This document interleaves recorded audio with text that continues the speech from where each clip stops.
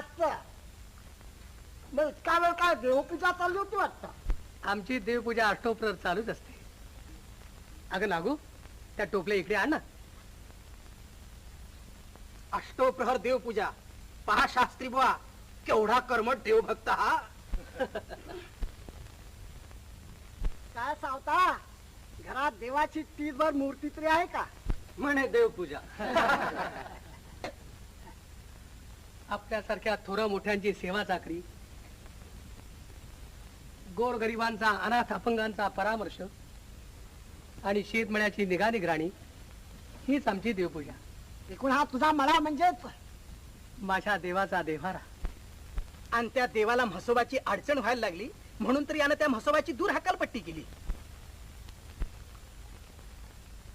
अगं नागू, ओल्या शेंगा भाजल्यात ना, मग आणखी.